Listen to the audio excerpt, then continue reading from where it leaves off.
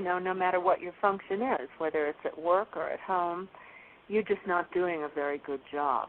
And so it's not a pretty picture.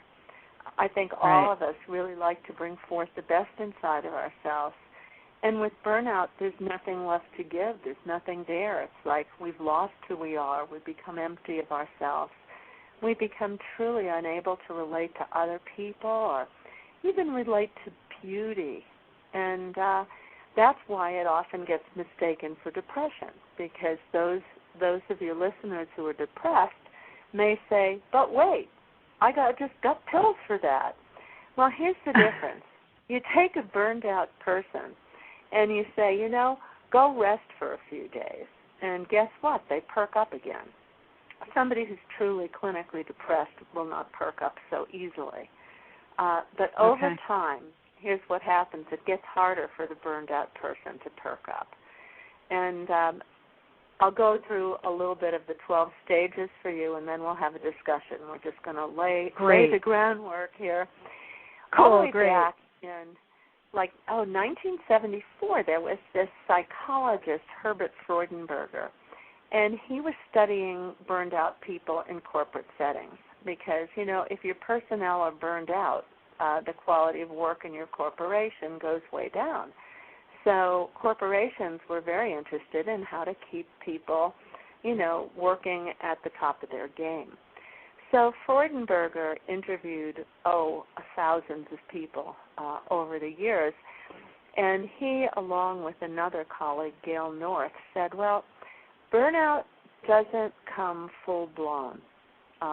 What happens is that it happens in stages, and if you understand the stages, you can catch it, you can nip it in the bud before it gets to its worst stage, which in my parents' days they would have called a complete nervous breakdown. So I'll go through some of the stages with you, and like anything, some people go through all of the stages, some go through none of the stages, some of the stages happen at the same time. There's variation, but this is the backbone of what it looks like. Okay. So it starts simply with overwork, and I have to tell you that this week I've definitely been in that state myself. I'm constantly making adjustments because always I could be overworking. So it's not uncommon. I am taking off, by the way, Friday, Saturday, and Sunday because I see burnout sneaking up on me right now, Lisa. So me too, Joan. I'm taking those 3 days off myself. Yeah, that's what. And if you don't do that, then you're going to go down. You're going to go down the tubes. So the next step down the tubes, after working too hard, is you realize you're working so hard that you're ignoring your own needs. And that's when you realize, I was supposed to have my teeth cleaned 3 months ago. I never made the appointment. Or, gee, I've been, really meaning to go in and get my contact lenses checked, and now I'm on my last pair, but I didn't make time for myself. Or I've had that twinge in my back again, and I really know that I need to be taking some Pilates. I need to be taking some yoga. I need to be strengthening my core and my back muscles, but who has time for doing that? Because everybody else's needs have taken precedence over your own. So that's another stage of burnout. Now you're really on the slippery slope because you're ignoring yourself. Right. I'm not going to go through every stage, but I'll give you some representational ones on the way down. The next one would be, that you really start to get a lot of stress-related symptoms, because while burnout is not caused by stress, which you made that point right in the beginning, it itself is stressful, definitely stressful. Burnout is caused, turns into a total lack of motivation that's really caused by having poor boundaries and letting the world overwhelm you and not being resilient enough to figure out what to do for yourself in this difficult situation. But anyhow, so you start to have stress-related symptoms. You start to feel lousy. And what we know, what I've known, from my clinical experience and experience as a stress researcher through the years, is that somewhere, depending on whose data you look at, but somewhere between 70 and 90% of the reasons why people visit their family doctor are for stress-related disorders. I thought I had chronic fatigue syndrome. I saw so many doctors, acupuncturists, you name it, because I was so completely exhausted. My muscles ached. Some days I could, the pain was so awful. I was burned out. That's what that was a symptom of in the end. I even had a physician who said, well, you're somatizing. It must be because you're depressed. And I spent 2 weeks on an antidepressant, which made me so restless and angry. The side effects were so terrible that I just stopped taking it, which was fine because I didn't need it. And this is one of the problems, that your average family doctor doesn't know anything about burnout. In fact, your average psychologist knows nothing about burnout.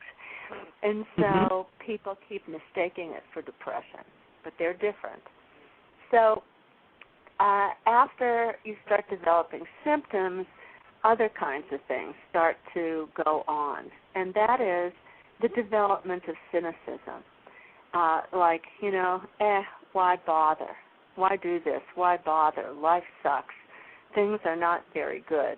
I don't like that person. And really negativity starts to surface, and that's when you lose empathy. You can see what that scale of compassion fatigue has to do with. You lose empathy for the people around you. And, of course, you've long ago lost any empathy for yourself. You haven't been taking care of yourself. So after that point, what starts to happen is you lose your values. And, if your values have been, I'm a person who puts my family first, well, forget it. That flew out of the window long ago with the overwork.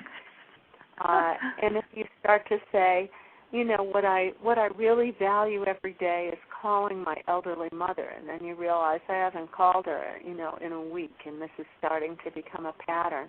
We can all think of lots of values that may disappear at times like these. And what happens at the very, very bottom is we really lose our motivation. We don't care anymore. Can't get the work done. You find yourself sitting as a writer. I would find myself sitting in front of the computer, and I'd write the same sentence. I'd write and rewrite it all day long and never get anything done. Or I know of a cardiac surgeon who, he was ready to make an incision, and he couldn't remember where to make it. It's like your brain is literally fried. And oftentimes there's a tremendous health crisis at this point as well. Right. So burnout, when we walk around and we say, I'm fried, we ought to know that it's not really benign. It's misery loves company, all right, that we need to have our best, most creative selves on board if we're going to cooperate in remaking this world in this time of tremendous change and shift. Right. Right. And it's so important when we have support that can also come in and, help us as we're moving through these shifts, because oftentimes those who suffer from burnout rarely ask for help or seek help, and that's also kind of contributes to the burnout effect. They're used to doing everything, and so therefore they do it. And have you found that that's a contributing factor? That kind of personality trait? I think part of the problem is people don't know what's wrong with them, and they don't know where to look for help. And, there's a lot of places to look for help, everything from, a therapist to somebody to come and help you organize your life and your clutter, streamline your use of time, clarify your priorities. And I thought there's a lot of books on that, a lot of books on how to do that. But burnout is deeper than changing your to-do list around. and learning how to manage your time. It really has to do most deeply with the relationship you have with yourself and with life. And that's why when I wrote Fried, it has a lot of reflection exercises, writing exercises where you really sit and you say to yourself, wow, what's going on? What makes me tick? Why is this happening? How interesting my responses to things. I wonder where they come from. And what you really need to do when you're burned out, somebody who's really burned out, no matter what else it costs you, you've got to step out of the fray for a while and take some time off. And I think we all know people who've said, I'm fried. I got to do that. I'm taking a month off. Or I'm taking a week off. And for some of us, we say, what? I could never get a month off. But, most of us could get a week off. And it's not a week that you schedule with doing a million things. It needs to be a week where you can get away, where you can rest, where you can let some of the stress out of the system so that you can start to see straight once again. And that's part of what Fried is for, the book, is to help people do that. But and it also helps making personal boundaries for yourself, right? It's like, putting up because if the boundaries come in, I find it a lot with clients who have been mothers and nurturers in the family so much, and they've lost their identity. They've lost their drive, their passions, and that really contributes, and they feel a sense of guilt that they really don't have this real unconditional peace for the family right now. Right now they're just pissing them off. And so, there's that goes on with it. And I really, I always want to encourage women that, yes, family's always important. I have 4 kids, always important. However, try not to lose sight of your passions, because that really is a quick burnout. Yeah, because that's what happens. You start to feel resentful of the very people, that you love the most. And when that starts to happen, I need a mid-course correction here. And that's what burnout really is. It tells you, hey, you're lost in the dark woods here, and you're going down the wrong path. You need to step out and get above it and take a look. Where's the right path? Where have I lost my passion? How can I get my passion back? And it's critically important. And, it's so important. Boundaries are hard for women. It's hard to say no to somebody when that person, you could really help them if you did something. And I think in the end, the only way to learn how to say no in an appropriate way when someone asks you something that you'd really like to do is to know, what are you saying yes to for yourself? And can you do that? So a really simple example for me is this. One of my big yeses, I live up in the mountains, and I moved here because it's beautiful and I like nature. I like to be outdoors. One of my big yeses is to get outside every day and hike in the mountains. And here, there's no such thing as taking a walk. And walking out the door is a hike wherever you're going and take my dogs. And so wonderful. If somebody says to me, can you do this for me or that for me, or read and review this book, or give me guidance on this, or if there's too many, radio interviews even, what will happen to me is I can't get outside. And in saying yes to someone else, I've said no to something that's incredibly important to my health and to my joy in life. Right, so and you come first, you come first. If you don't, it's such a hackneyed thing. I can't stand this metaphor, but I'll use it anyhow because everybody knows it. It's the old put on your own oxygen mask first in the airplane before helping the person next to you. Exactly. Because if you fainted, you're useless. So